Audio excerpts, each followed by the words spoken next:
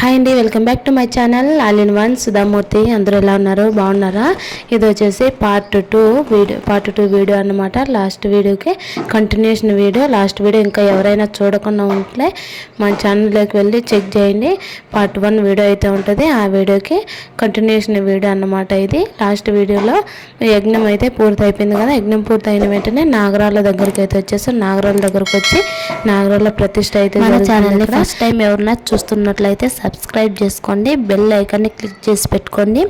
ఏదైనా వీడియో నేను పెట్టిన వెంటనే నోటిఫికేషన్ రూపంలో అయితే మీకు వస్తుంది. మంచి మంచి వీడియోలు అయితే వస్తాయి మన ఛానల్లో. తప్పకుండా అన్ని వీడియోలు అయితే చూడండి. ఇది వచ్చేసి డే 2 అనమాట. అంటే సాటర్డే, ఫ్రైడే పూజ అయిపోయింది కదా. సాటర్డే డే 2 మార్నింగ్ పూజ కలశాల దగ్గర దేవుడి దగ్గర పూజ అయిపోయింది. యజ్ఞం అయిపోయిన తర్వాత నాగరాల దగ్గర పూజ అయితే చేస్తున్నారు. నాగరాలను ఆల్రెడీ పెట్టి ప్రతిష్ఠించేసి తర్వాత ఇక్కడ వచ్చేసి సెట్ చేశారు అనమాట. కొలతలు అవన్నీ తీసుకొని సెట్ చేశారు. ఇక్కడ కనపడుతున్నాయి తాడులాగా అవే అండి కంకణాలు.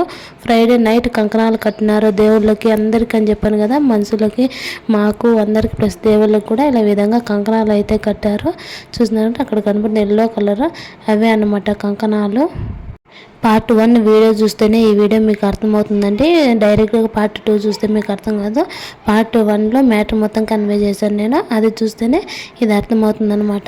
ఇంకా విగ్రహాలు ప్రతిష్టాపన అంటే మనకు అందరికీ తెలిసిందే కదండి. ఫస్ట్ అభిషేకాలు అవన్నీ చేయడము, పాలతో నీళ్ళతో మొత్తం అభిషేకాలు అయితే చేశారు. ఇప్పుడు ప్రజెంట్ పసుపు అయితే పూస్తున్నారు. స్టార్టింగ్లో పూజారి వాళ్ళు స్వామివాళ్ళు అయితే నీట్గా పసుపు అయితే పూసేసి మళ్ళీ నీళ్ళు వేసి కడిగేస్తారన్నమాట మొత్తం. తర్వాత మాకే చెప్పారనమాట. అంటే ప్రతి ఒక్కరు పూజ చేశారు అన్న సాటిస్ఫాక్షన్ రావాలి అన్నట్లు మీకు ఆల్రెడీ ఫస్ట్ వీడియోలో చెప్పారు. మా ఊళ్ళో ఉన్నది ఓన్లీ 20 ఇల్లులు అనమాట.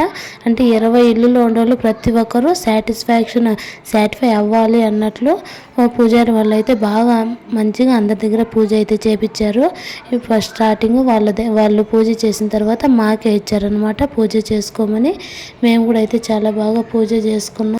ఈరోజు అంటే డే 2 సాటర్డే అనమాట. సాటర్డే రోజు ఓన్లీ నాగరాల ప్రతిష్ట యజ్ఞం మాత్రమే జరిగిందనమాట. డే 3 అంటే సండే రోజు అసలైన పూజలు అనమాట.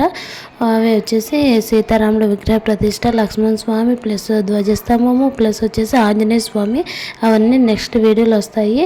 ఇవన్నీ వచ్చేసి నేను అక్కడ ఒక క్లిప్ అనేది మిస్ అయిందనమాట, నేను తీయలేకపోయాను. పసుపు కుంకుమ అవన్నీ మేమే పెట్టామన్నమాట. మా దగ్గర చాలా బాగా అయితే జరిగింది పూజ. సేమ్ యాస్టీస్ ఈ పూజ ఎలాగుందంటే మనము నాగుల చవితి రోజు పుట్ట దగ్గరికి వెళ్ళి పాలు పోసి తర్వాత వచ్చేసి ఏదో స్వామివారు చుడుతున్నారు దారము మన పుట్టకు ప్లస్ నాగరాలకు ఎలా చుడతామో సేమ్ యాస్టీస్ పూజ అయితే అలానే ఉంటుంది. మా సైడ్ మేమైతే అలానే పండుగ రోజు జరుపుకుంటాము. అంటే ప్రసాదాలన్నీ తీసుకెళ్ళి ప్రసాదాలు అవన్నీ కూడా చూపించలేకపోయాను నేను. ఏమేమి ప్రసాదం చేస్తామంటే మేము నూపిండి, సలిపిండి, నానబియ్యం ప్లస్ వచ్చేసి సద్దలు అవైతే ప్రసాదంగా పెడతాము. ప్లస్ వచ్చేసి పుట్లో పోయడానికి పాలు, తర్వాత దేవుడికి వచ్చేసి శారీ అలాంటివి పెట్టినాం మేము. కొత్తవి రవిక అయితే పెడతాము. అక్కడ కనిపిస్తున్నాయి చూడండి రవిక ప్లస్ వచ్చేసి ఫ్రూట్స్ అయితే పెడతాము. ఫ్రూట్స్ పెట్టిన తర్వాత పూజ అంతా అయిన తర్వాత ఈ విధంగా దారం అయితే చూడతాము. ఇక్కడ చూడండి మేము మోకాళ్ళ మీద అయితే కూర్చున్నాము. పూజ చేసిన తర్వాత ప్రతి ఒక్కరు మోకాళ్ళ మీద కూర్చొని నమస్కరించుకోవాలట దేవుడికి. మోకాళ్ళ మీద కూర్చొని అందరూ నమస్కరించుకొని తర్వాత అందరం ఒకరి తర్వాత ఒకరు టెంకాయలు కొట్టి తర్వాత అయితే దారం అయితే స్వామివారు చుట్టమన్నారు. అందరూ అయితే టెంకాయలు కొట్టుకుంటున్నారు ఇప్పుడు. తర్వాత ఒకరి తర్వాత ఒకరు 3 వరుసలు దారాన్ని అయితే చుట్టేసి ఇంతటితో ఈ పూజ అయితే కంప్లీట్ అయిపోతుంది. చుట్టిన తర్వాత మీకు చూపిస్తాను చూడండి. ఒక్కరి తర్వాత ఒకరు అక్కడ కూడా స్వామివార్లు అయితే చాలా బాగా జరిపించారండి. తొందరపాటుగా లేకుండా ఒకరొకరు హడావిడిగా లేకుండా 10 మెంబర్స్ 15 మెంబర్స్ ఒక్కొక్కసారి ఆల్మోస్ట్ 10 మెంబర్స్ అనమాట 2 టైమ్స్గా తిరిగారు. ఫస్ట్ వరుస ఇది మాది, మేము ఉన్నాం ఇటు సైడు. ఇక్కడ చూడండి మేము ఇటు సైడ్ ఉన్నాము. వరుసగా వస్తారనమాట ఒకరి తర్వాత ఒకరు.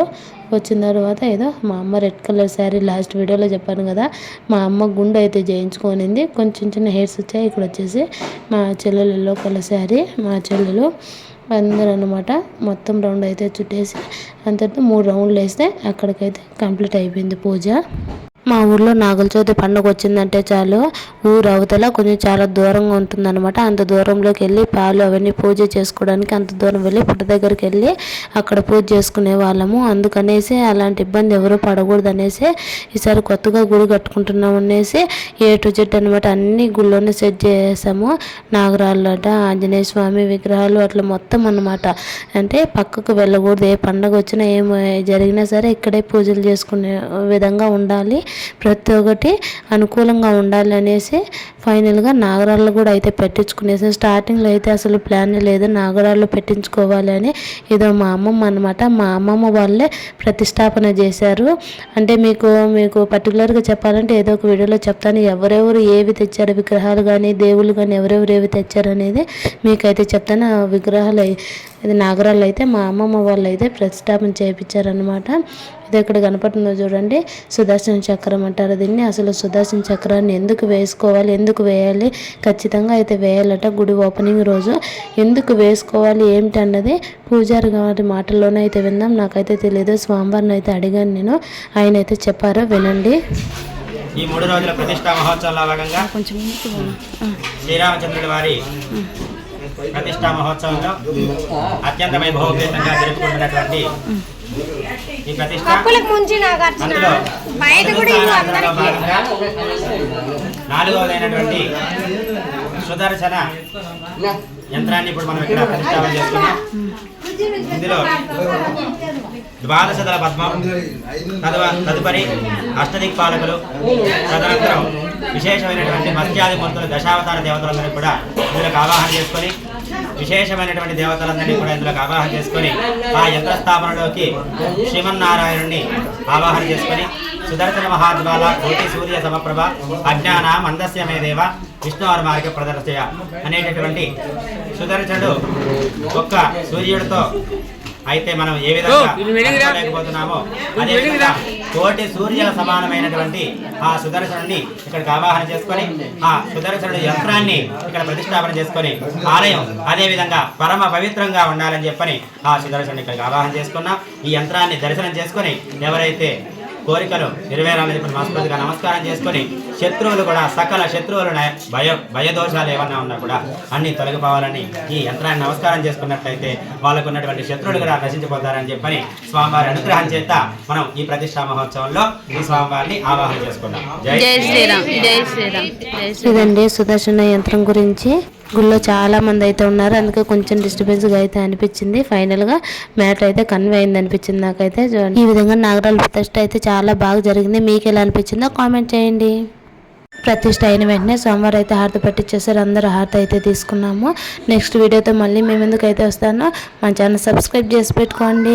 ఈ వీడియోలో కొన్ని క్లిప్స్ అయితే అంత క్లారిటీగా లేవో, కొంచెం అడ్జస్ట్ అవ్వండి. ప్లస్ మా పూజా విధానం ఎలా ఉందో మీరైతే కామెంట్ చేయండి. వీడియో నచ్చితే లైక్ చేయండి, జై శ్రీరామ్ అని కామెంట్ చేయండి. Bye bye.